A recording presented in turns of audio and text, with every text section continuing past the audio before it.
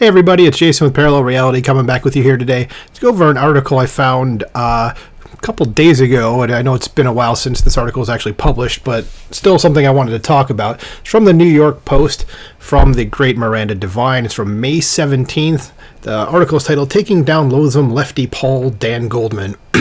And the reason I wanted to bring this up is because what this screenshot is here, or it's not a screenshot anymore, it's actually a video, is him basically going ballistic over testimony from Julio Rosas, which I'm sure we're going to go into. And Julio Rosas is a conservative, works for Town Hall, and it's about just the Antifa violence and stuff like that. And this guy is just like, if there's like go open whatever dictionary you have around you right now, and the term douchebag, and I guarantee you this is the guy. His picture is going to be there with a big ass smile on his face.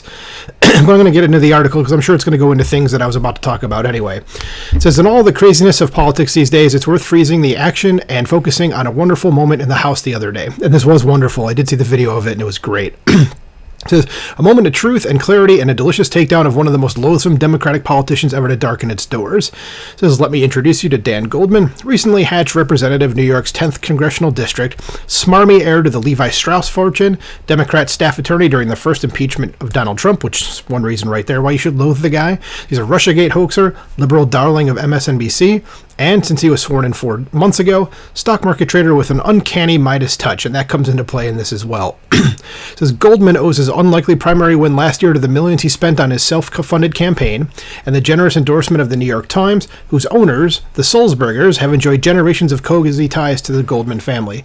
Oh, so we're starting off his government career with a bit of corruption then, are we? Or a little bit of, or maybe nepotism even is the right word here. It's a nepotistic sort of thing, I guess we'll go with.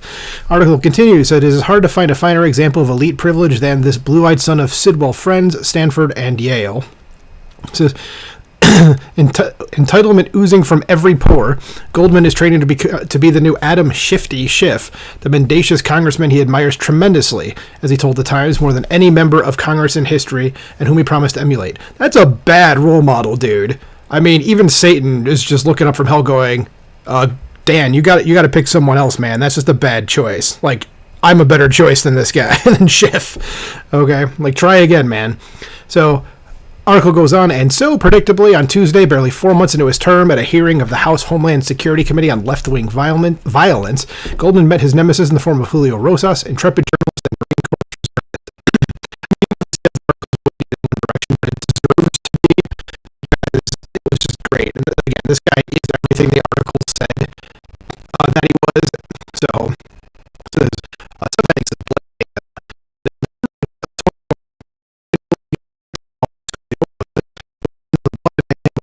dangerous BLM Antifa riots in Kenosha, Wisconsin, which is only about 40 miles, I think, from where I am.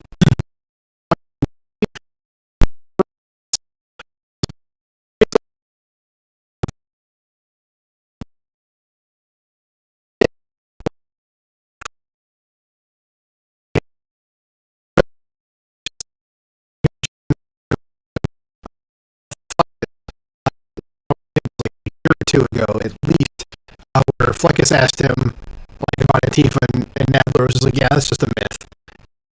These people waving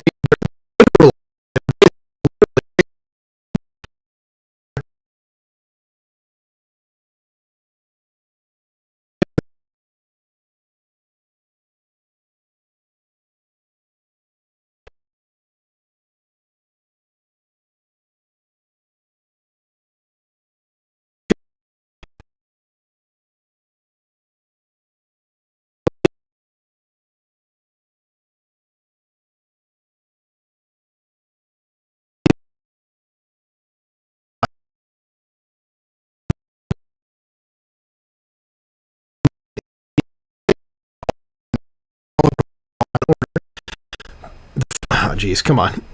So the far left organized to attack not only